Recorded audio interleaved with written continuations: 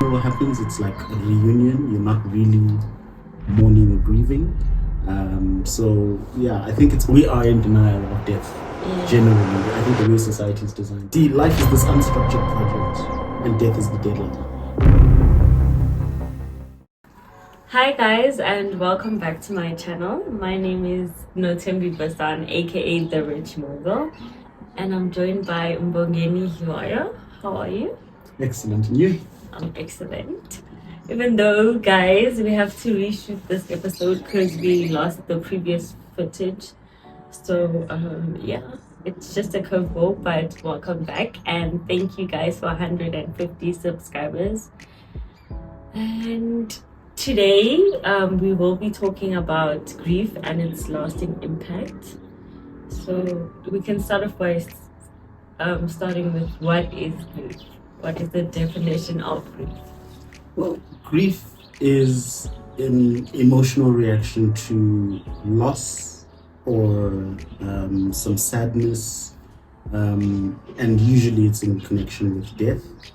That's the general definition of grief. But how I understand the term is more associated with the stages of grief, because grief is a process, it's not an event. And those 5 stages being denial, then bargaining, followed by anger, depression, and finally acceptance. So each of these stages, you go through them, and they're not necessarily in a sequence. You can find yourself going up and down the 5 stages as you go through the grief journey, because there's no like complete end. Even with acceptance, you can come from a place of acceptance to then going back to anger. These things just happen because it's a volatile emotional space. And you actually went into our first question, but okay. I have a habit of doing this. But a sequel. So the first question is, what was your relationship with the person you lost, and how has your grief journey been so far? Okay, so I've kind of got like separate people that I've lost throughout my life. My first instance of grief happened when my mom lost her dad, and that happened before I was born, but then within a year I was born. And so I just noticed that there was this person that I never met, but he was just an influence in my life. He was someone that my mom would speak about a lot. She would speak about how she sees a lot of me in him, or him in me. And so I grew up with this idea of a grieving mother, and wanting to live up to those expectations of what my grandfather was, trying to be that role that felt missing in her life from my perspective. And then later on in life, I remember the first time I actually knew I was going to a funeral, and I now understood that was the death of an aunt. But even with understanding all of that, the impact wasn't really real for me as a child.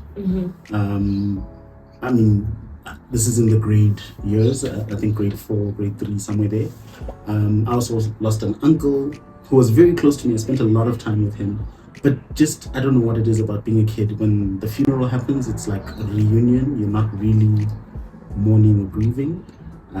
So yeah, I think it's only later in life, when I lost a cousin of mine more recently through a car accident, a complete shock to the system. And then that one is felt because one, the person is a lot younger, and you are aware of what potential this person had. So there's something clear that you're mourning. We had visions for 2026 was a year he wouldn't stop talking about in terms of his vision. And so we're not yet in 2026. And yeah, that brings up some of that grieving back, even just to think about 2026 is in 2 years time. Yeah. And it's like you describing a funeral as a child as like a reunion is like so real and funny, because that's what it feels like. It's like you can't really grasp, unless I would assume if it's like your parent, your caregiver, what death is, because it's just like, oh, okay, and life goes on. But yeah, no, I remember asking people where this person was during the funeral. Mm-hmm. Because I'm like, everyone's here except this person. Yeah. And then everyone's like, yeah, no, it's because we're burying him. And I think it's at that age where they're not going to allow you to do a body viewing. Yeah. Because that might traumatize you as a child. Mm-hmm. So I remember just thinking, no, everyone's here except this one uncle of mine. And yet that was his funeral. So yeah, it does take, I think, some maturing for you to be able to understand what death is. Yeah, that is true. And with me, I would also say it had always just been like not attached to me, the deaths, but I've just recently lost like 2 really important people in my life. Like one to a car accident and my uncle was also sick, so that was kind of very sad. And yeah, my grief journey has been filled with anger, I would say, so far. Yeah. Well, the way I look at the 5 stages, with the denial is when you don't want to hear this news, you want to skip past it and carry on as if everything is normal. And then the bargaining is where you start then questioning and trying to find a way. I still think it's related to denial, because you're trying to find a way around your grief, a way around your sadness, to be like, oh, but if he had used a different highway, he'd be alive. That's bargaining. So you're still trying not to think about the death. And then I think anger is the emotional reckoning. And that's where you then outwardly express what's going on in terms of the turmoil and emotions within. And then when we get to what after anger is depression, is now an internal healing process or an internal reckoning, where you are now processing it on the inside before you get to that final stage of acceptance. But again, we call it a final stage, but you can cycle back depending on the different triggers that would be in your life. For example, an unveiling can re-dig up the traumatic responses that you had earlier on if you hadn't gone through all the stages. Okay, so now we're gonna go to question number 2. So how has grief affected your daily life, and what are some unexpected ways it has impacted you? Well, I think my daily life more seriously has been impacted by grief in terms of being a lot more intentional about my legacy. Because we are in denial of death. Generally, I think the way society is designed doesn't really make us prepare for our own death, prepare for the death of the people around us. So for me, that's how it really impacted me, is making me think about everything from the lens of my legacy, thinking about how I want to be remembered, what the kinds of things I want to participate in, the kinds of people I want to help, the kind of impact I want to have.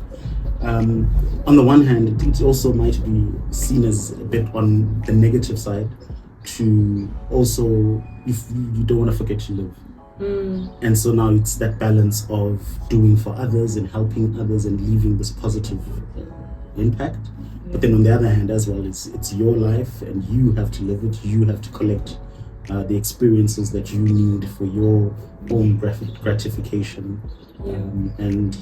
So I think it's that balance between those two sides of the coin. I totally agree. And with my daily life, it's like there's now constant sadness attached to like you saying that, like, oh, he had so much plans for 2026 and now he's not gonna experience it. It's in those moments where somebody would be like, oh, like for instance, I turned 21 and I was like, oh, my friends are not gonna get to turn 21 because she's dead, or like those constant things, or going through certain things and wishing they could be there to just like tell them about it, but now they just never gonna be there.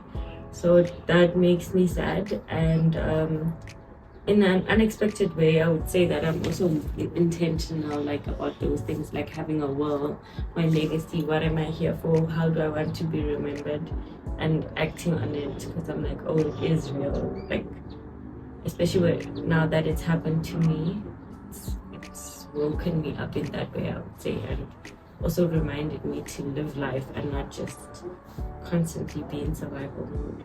Also just don't survive, but also be alive and live at the same time. Yeah, it's very important. Yeah, because we forget. And the thing is, see, life is this unstructured project, and death is the deadline. And I think I look at it that way, to say that there is going to come an end, and so you're just packing as much as you can in the time that you have. That's a good way to put it. That's a good way to put it. And what would you say are some emotional or physical sensations you experience when grief resurfaces? I think the big one for me is pressure. It feels like I'm not doing enough. It feels like I haven't connected enough with certain people. There's that feeling of being compelled to push more, act more, engage more, interact with people more. So, for example, just connecting with family and friends and things like that. That's when grief happens. I want to connect with people. When grief happens, I want to get something accomplished, because it's almost like a hole, and you're trying to fill that hole with something meaningful that is almost equal. Just like crying a lot. I cry a lot and get sad a lot about it, and just wallow in that sadness. But like allow myself to genuinely feel it and be sad about it. But yeah, at some point I can't allow myself to get consumed by it. That's the only problem. Well, for me, I've learned this word over the last few weeks. Apparently, I dissociate a lot. Yeah. So, and I used to use these fancy words. I'd say I think my emotions. I don't feel my emotions. I think them. So I'm trying to be all up here and less down here. So maybe that's why crying is not something that I would use as a tool. Yeah. Crying is something that happens to me. Particularly at funerals. It's the reading of like obituaries. When they make kids speak at funerals, that makes me very uncomfortable, because it doesn't feel like it's for the child. It feels like it's for us. It's a performance, and this child is being forced to conform to this performance. Sometimes they just don't have the right emotions, the right tone. So I think those are the kinds of things where it makes me very uncomfortable with the grieving process in particular. And I think there needs to be more like grief counselors and people there to genuinely help families when they experience a loss, because it's very life altering. I don't think there's enough like care for that, because everybody's just expected to go on. Well, I think this is where we don't close the loop in terms of ambition. As Africans, we need to be coming up with our own solutions. So when you speak about that in terms of what kind of support the system needs to be providing, I think in terms of there's like death benefits and funeral plans out there, but what kind of support are they providing outside of money? Outside of catering, I think nowadays there's also this thing of adding like a car and giving you a phone with airtime. I've seen packages like that, but we need to go all the way to what happens when everyone has left the funeral. So because grieving is not just those 5 days until the funeral, there's the grieving process afterwards. When everyone has left, that's when the family is really feeling the hole that was left by the person that was there. Yes, and it's like a traumatic experience, even if it's just like normal. Like if somebody wasn't, so like just the fact that somebody has died is traumatic, and it's like, you experience a traumatic event now, just the same way that if something else happens, you're gonna go and care for it and go see someone because you just experienced a trauma.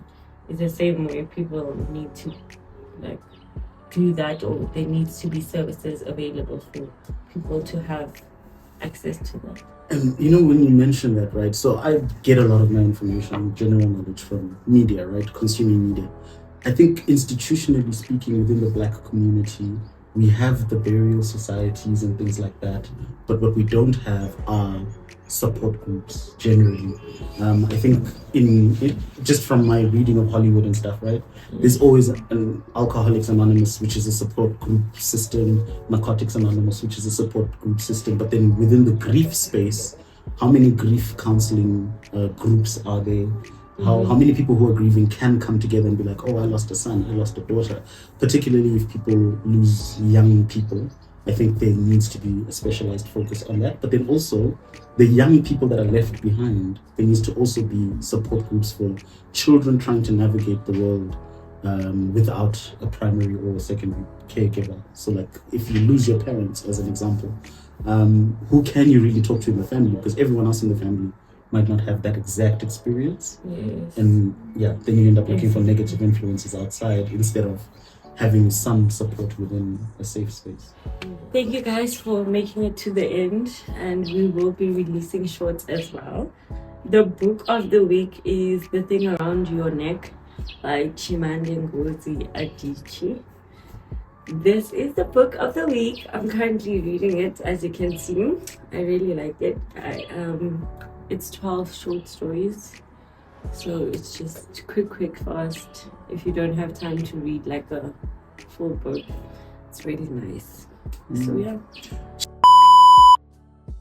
This person is a scapegoat. Let's remove the scapegoat. Let's see who you blame now. Everything happens for a reason. No, like I could justify it. You're wrong, some things are just bad. Just like sometimes there's no lesson. You've just failed. I think you're fighting with the truth, because the truth is